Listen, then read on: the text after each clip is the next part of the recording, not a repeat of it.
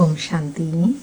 आज 31 मई 2026 के प्यारी बाप दादा के अनमोल मधुर महावाक्य हैं।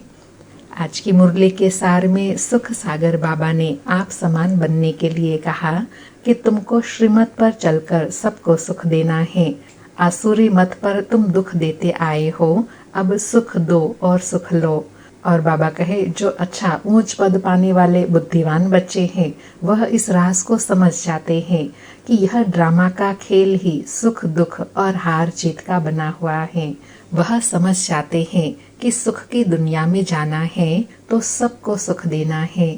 फिर कहा कि मनुष्य शांति पाने के लिए कितना धक्के खाते रहते हैं। अब यह किसने कहा कि मन की शांति चाहिए? आत्मा कहती है, परंतु मनुष्य यह नहीं जानते कि शांति आत्मा को चाहिए। और साथ में कहा, बाप ने अभी तुम्हारी बुद्धि का ताला खोला है। वह हमको सृष्टि के आदि मध्य अंत का राज सुनाते हैं। जब सुख होता है तब दुख का नाम नहीं होता है।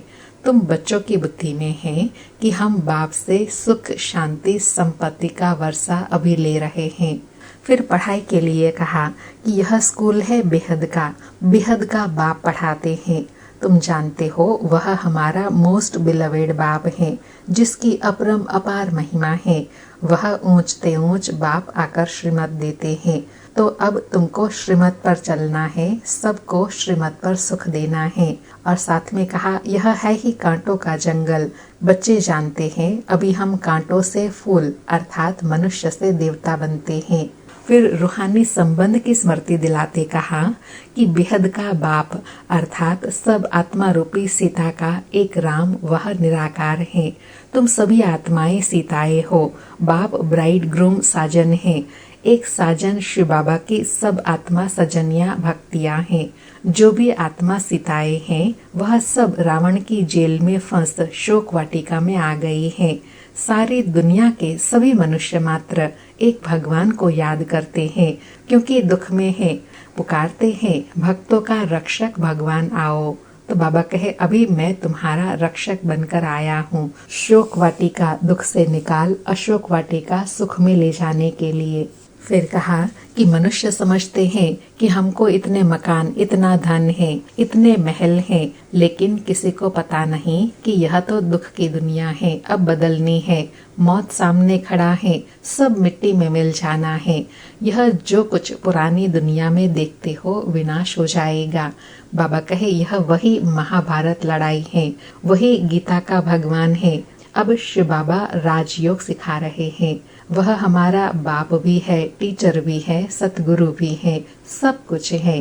तो बाबा कहे, यह तो भूलना नहीं चाहिए ना।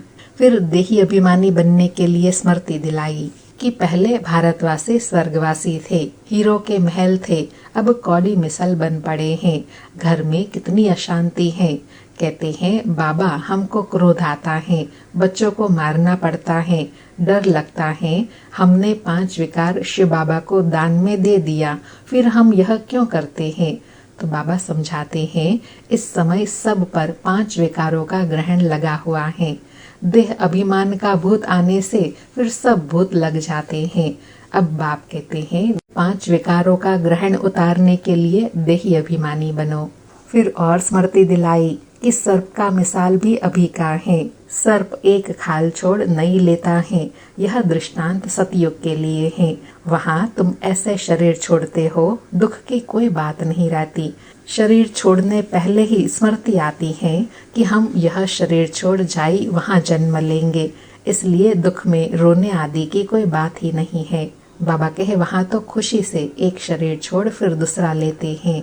और लास्ट में आज भी अटेंशन दिलाते कहा कि ध्यान दीदार आदि की आश नहीं रखनी है।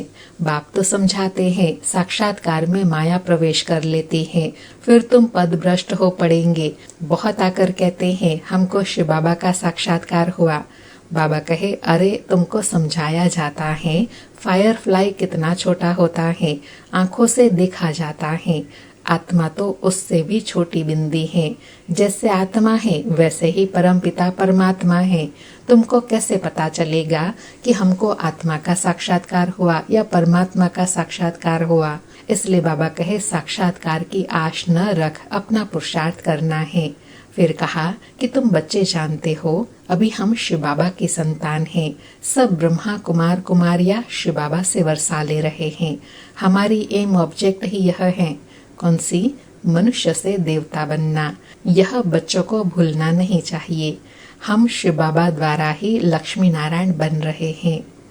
सुनते हैं प्यारे बाप दादा के अनमोल मधुर महावाक्य। आज बाबा कहे, मीठे बच्चे, श्रीमत पर चलकर सबको सुख दो। आसुरी मत पर दुख देते आए हो, अब सुख दो, सुख लो। आज मुरली से प्रश्न है, बुद्धिमान बच्चे किस राज को समझने के कारण ऊंच पद पाने का पुरुषार्थ करते हैं? बुद्धिमान बच्चे किस राज को समझने के कारण ऊंच पद पाने का पुरुषार्थ करते हैं? उत्तर में बाबा कहे, वे समझते हैं कि यह दुख और सुख, हार और जीत का खेल है। अभी आधा कल्प सुख का खेल चलता है, वहाँ किसी भी प्रकार का दुख नहीं होगा। अब नई राजधानी आने वाली है, उसके लिए बाप अपना परम धाम छोड़ हम बच्चों को पढ़ाने आए हैं।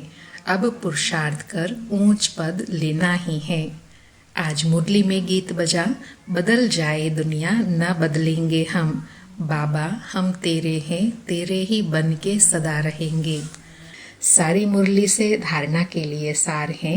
पहला पॉइंट, शिव बाबा को विकार का दान देकर फिर कभी वापस नहीं लेना है। देह अभिमान के भूत से बचना है।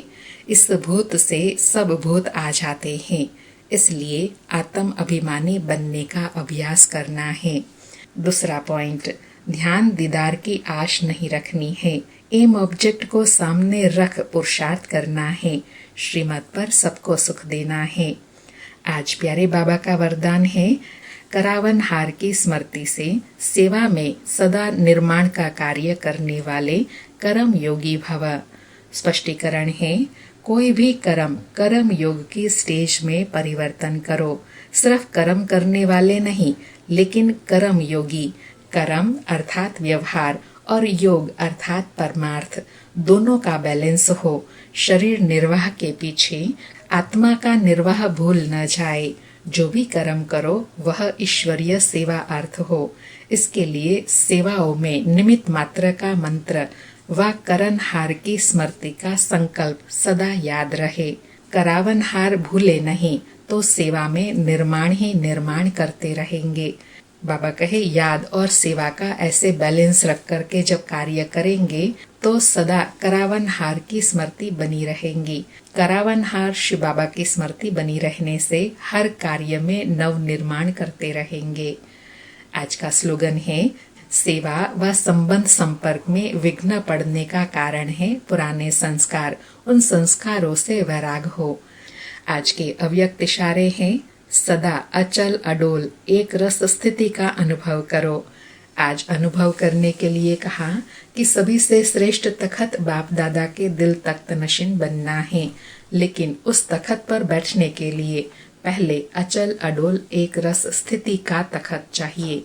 एक रस स्थिति के तखत पर तब स्थित रह सकेंगे जब अकाल तख्त नशीन बनने का अभ्यास होगा।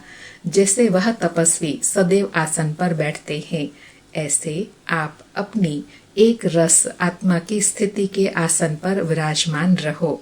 इस आसन को नहीं छोड़ो, तब सिंहासन मिलेगा। बाबा कहे, सतयुगी सिंहासन प्राप्त करने के लिए अभी सर्वश्रेष्ठ तखत जो है परमात्मा दिल तखत, उसमें बैठने का अभ्यास हो। और उसमें भी तब बैठ सकेंगे जब अकाल तख्त नशीन बनेंगे, अर्थात सदा आत्मिक स्मृति में रहेंगे, तब परमात्मा दिल तख्त नशीन बनेंगे। और जो परमात्मा दिल तख्त नशीन है वो भविष्य सिंहासनधारी बनेंगे। अच्छा, ओम शांति। शुक्रिया बाबा, शुक्रिया।